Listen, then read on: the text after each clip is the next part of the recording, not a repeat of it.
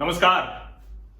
मेरे सामाजिक परिवार के सभी सदस्यों को यथोचित अभिवादन, राम राम। एक बहस अक्सर चलती है कि निजीकरण देश के हक में है या फिर सरकारी कंपनियां ही चलें ये देश के हक में।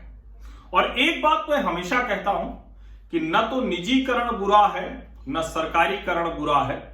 सरकारी कंपनियां भी अगर ठीक से चले तो अच्छा है, निजी कंपनियां भी चले तो अच्छा है, लेकिन जवाबदेही तय होगी कितना काम कर रहे हैं और उसके एवज में किस तरह से सुशासन कंपनी के अंदर चल रहा है ये तय होगा। और कई बार ये चर्चा की जाती है, खास करके अभी फिर से चल रही है, जब देश मुश्किल में पड़ता है तो ऐसे समय में क्या निजी कंपनियां काम आती हैं। उदाहरण दिया जा रहा है कि देखिए, सेल ने आखिर अपना उत्पादन पूरी तरह से मेडिकल ऑक्सीजन के लिए दे दिया, राष्ट्रीय इस्पात निगम लिमिटेड ने दे दिया, सरकारी कंपनियां IOCL, BPCL लगी हुई हैं, इफ्को ने 4 नए प्लांट लगा दिए। और ये सब उदाहरण देते हुए सरकारीकरण के पक्ष में और यह भी कहा जाता है कि जब जब देश पर विपदा आएगी, आपदा आएगी, तो यही कंपनियां काम आएंगी। लेकिन क्या यही सच है?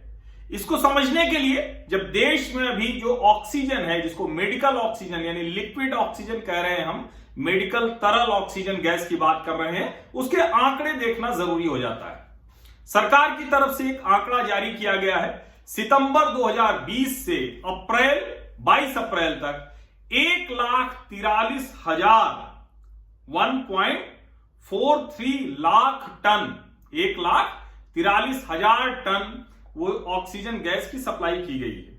और ये जो ऑक्सीजन गैस की सप्लाई हुई है, इसमें 39,805 टन यानी करीब करीब जो कहें कि 1.5 लाख में से अगर उसको माने तो 1/3 सरकारी कंपनियों ने ये लिक्विड ऑक्सीजन गैस की सप्लाई की।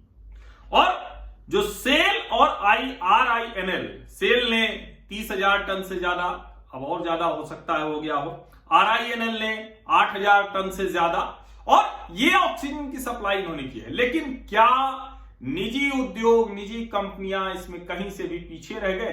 तो इसका जवाब पहले आंकड़े में ही मिलता है। 1,43,000 में से 1 लाख टन से ज्यादा गैस जो सितंबर 2020 से 22 अप्रैल तक हुई है, वो निजी कंपनियों ने की है।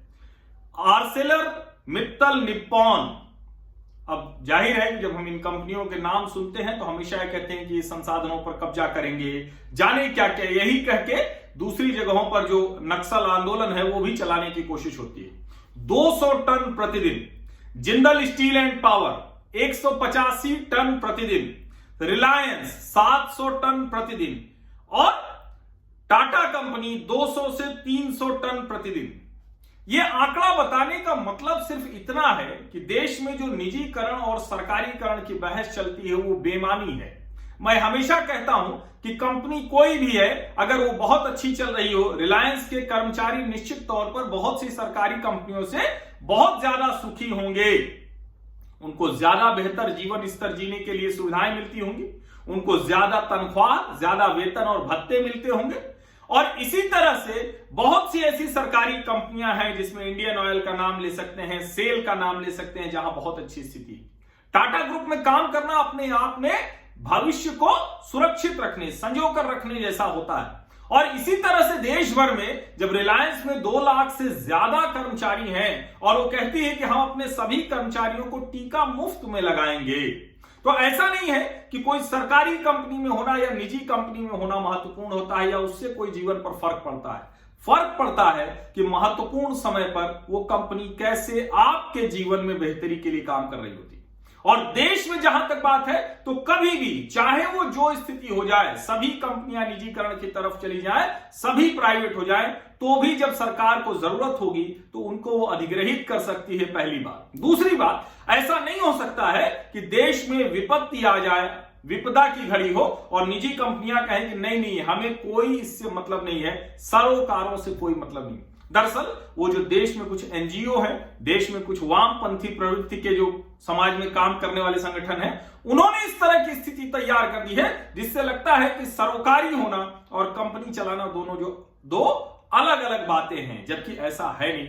इसीलिए मुझे लगता है कि ये सबसे आसान तरीका था कि बहुत छोटे में मैं आपको ये बता पाऊं कि निजीकरण और सारी सरकारीकरण इसकी पूरी की पूरी बहस ही बेमानी है। असली बात यह है कि कंपनी अगर काम कर रही है तो वो किस तरह से लोगों के जीवन की बेहतरी में और देश में कठिन समय में कैसे आगे आकर खड़ी होती है।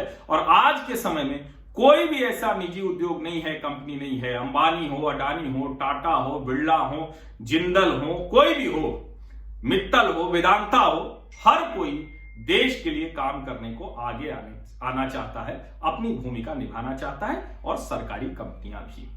मुझे लगता है अब सारी बात स्पष्ट हो गई होगी। इस बहस को इससे बेहतर तरीके से नहीं समझाया जा सकता था। बहुत बहुत धन्यवाद।